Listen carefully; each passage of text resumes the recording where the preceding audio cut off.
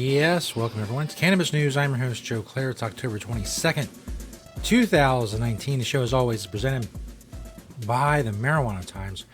MarijuanaTimes.org is where you can find us. Click the video tab there to find the show. Today, we're talking about Pennsylvania senators proposing a marijuana legalization bill, a recreational marijuana legalization bill, also a new milestone in Oklahoma, and we'll give you an update on the, maybe if he's not the most interesting mayor in America, excuse me, first of all, I don't know who is, and second of all, he has to be close.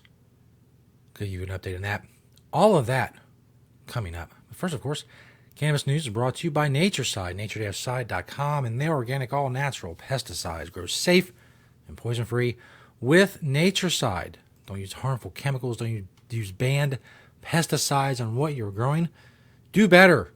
Get NatureSide, nature-side.com, a proud sponsor of Cannabis News, now for over 500 episodes. Thank you. NatureSide, this first story by Julia Granowitz of MarijuanaTimes.org. Pennsylvania senators propose law to legalize cannabis. Pennsylvania Senators Dalen Leach and Sharif Street introduced a cannabis legalization bill. Only 2 weeks ago, Pennsylvania Governor Tom Wolf, as you may remember, mentioned that he is in favor of legalization for the state. Senate Bill 350 would allow adults 21 and older to possess, cultivate, and purchase cannabis from licensed retailers, modeling the structure for the industry. From policies in other states, it would allow individuals to cultivate up to 10 plants for personal use for a small fee of $50 annually. Pennsylvania's cannabis policy is cruel, irrational, and expensive, said Senator Leach. If that name sounds familiar, it's because he was behind the push for medical marijuana a few years ago in Pennsylvania. He said this in a press release, quote, "Prohibition has destroyed countless lives and has caused taxpayers millions." The legalization also takes things in a different direction than most states by automatically expunging prior marijuana convictions. The bill also has a portion that would encourage small businesses to succeed by providing low-income individuals access to interest-free loans, and only charging $250 annually for micro-grow permits, which would be up to 150 plants. I don't know how much this traction is going to get this year, but 2020 is definitely a year where Pennsylvania will be on the map and on the radar, at the very least, when it comes to recreational legalization, where the many states will be looking at trying to do this through the legislature. We talked a lot about them yesterday: Pennsylvania, Connecticut, New York, New Jersey, all are going to be trying to go through the legislature next year to legalize adult use marijuana. We'll see how that goes and obviously keep you updated on progress and such. Speaking of progress, hey, my website disappeared. My web page. It said, "Oh snap," and it's gone. There we go. Tulsa World. Tulsa World says, "Oh snap." Or maybe it's the Chrome browser. I don't know. In any case, someone told me, oh snap, because it was gone, but now it's back. So, we'll act like none of that happened. I would say I would trim it in post-production, but I'm not going to. I leave it in. I think it's funny. I think it adds character to the show. I think it's great. Just a full-blown hole right in the middle of the show because the website, of which I'm checking out the story from, wouldn't come up. Again, acting like none of that happened. Hey, let's check out this story from Oklahoma. 200,000 medical marijuana patients now licensed in Oklahoma. That's right, a huge milestone in Oklahoma. Of course, June 26, 2018, State Question 788 was passed. Now, just over a little over a year later, according as of October 1st, the 200,000th patient was licensed by the Oklahoma Medical Marijuana Authority, and nearly 7,000 business licenses have been granted. Congratulations, Oklahoma. Incredible stuff. Officials thought about 80,000 patients, or about 2% of the state's estimated population, would register in the first year of a legal medical marijuana program. With 200,000 patients, Oklahoma's participation rate puts it near number one among the 33 states that have some form of medical cannabis legislation in place. Medical marijuana generated more than $34 million in tax revenue through the end of September in Oklahoma. We've talked a lot about Oklahoma and the speed with which they got things done. Relative lack of restrictions, although the new Unity bill puts some more regulations and stuff in place. But it shows, Oklahoma has shown whatever other state says they can't do.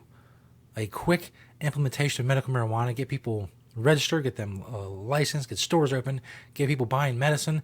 It's all very easy. It doesn't take 2 years to make a form that a business fills out to get a license. It just doesn't take that long. Oklahoma proves that. They don't have different water. They're not in a fringe part of the country. They're in the middle of the country. Maybe dead center. I don't know. I didn't have an atlas and a I was going to say a thesaurus, an atlas and a compass. Would an atlas and a compass tell me the exact middle of the country? I think it would. Let's pretend it would. Let's pretend I know what I'm talking about when it comes to that. In any case, as I said, congratulations, Oklahoma, showing through some miracle, I don't know, that this can be done relatively quickly and with little fuss, and just you have thousands of stores and hundreds of thousands of patients within a year, or a little over a year. I don't know. It's very difficult. Everyone else finds it difficult. Incredibly so in some cases. Now, the most interesting mayor in the country. I'm not saying one of them. I'm going on a limb. I'm going to say, since Jerry Springer's not a mayor anymore, the most interesting mayor in the country. We talked about him a few weeks ago. Well, here he is again. Fall River mayor plans to take a leave of absence and suspend campaign. Jaziel F. Correa II, the twice indicted mayor of Fall River, said he plans to take a leave of absence from office and suspend his re-election campaign as he fights federal charges of extortion, bribery, and tax evasion. In an interview, Correa, a 27-year-old Democrat first elected in 2015, continued to deny federal prosecutors' allegations that he extorted local vendors hoping to open marijuana businesses and defrauded investors in his technology startup. As I pointed out the first time we talked about this guy, if even half these allegations are true, I don't know where he finds the time. I'm struggling here. I got like 3 shows and I write articles and I have a family and it's just there's a lot of stuff going on. The amount of activity, shenanigans, tomfoolery, however you want to put it, that this man was up to, allegedly, is incredible. The volume is incredible. He says he plans to retain the title of mayor and his $119,000 annual salary until his term expires in January. The guy who runs the city council will run the actual day-to-day business when it comes to the city. He said, "There's no reason for me to resign. I believe I've done a good job, and I believe the people of Fall River think so as well. I have not done anything wrong. However, I also recognize the city is bigger than Jaziel Correa. He has succeeded fighting off a recall election earlier this year. He was successfully recalled, but then he also, at the same time, there was a 5-way race for mayor, and he won that. So he was recalled and elected mayor in the same election." I told you, if you haven't heard about this guy, he's up to an incredible amount of stuff. Last October, federal prosecutors charged him with stealing more than $231,000 from investors in his tech startup and alleged that he spent the money on travel, on Mercedes-Benz, casinos, and adult entertainment. Is adult entertainment a euphemism for prostitution? I believe it is, allegedly. In any case, at 23 years old, he was the youngest mayor elected in Fall River history. There was one other really great paragraph about what other things he was up to. I can't find it. Anyway, he one of the allegations. Here we go.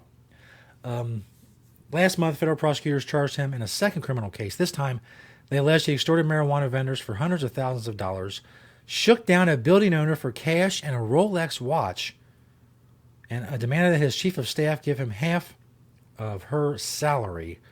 Once again, he pleaded not guilty and returned to City Hall the morning after he appeared in federal court in Boston. He says he didn't do it. It's just a crazy confluence of circumstances, I guess, that all... I don't know. I mean, look. Yes, innocent until proven guilty. Absolutely. But holy crap, man. Holy crap. By the way, if you're up to all this stuff, how do you not... I don't say how you not keep it a secret, but I guess that's how criminals get caught. It's hard to... No one can balance all that. Not successfully and get away with it. Allegedly. Thanks, everybody, for checking out the show. Listen, I don't want to tick this guy off. I don't know, come shake me down. I don't have any Rolexes. The first story escapes my mind. Maybe somebody in the comment section remembers this. The Rolex watch was like Batgirl or something along those lines. Batman, maybe it was a Batman Rolex, I think, which I didn't know existed. It sounds really cool. It makes me want to get one, even though I obviously can't afford a Rolex. Well, you share these videos, and maybe one day I will. In any case, I think it was a Batman Rolex. Just, like I said, an incredible volume of shenanigans, allegedly. Thanks, everybody, for checking out the show. We'll keep updating you on these stories if updates become available.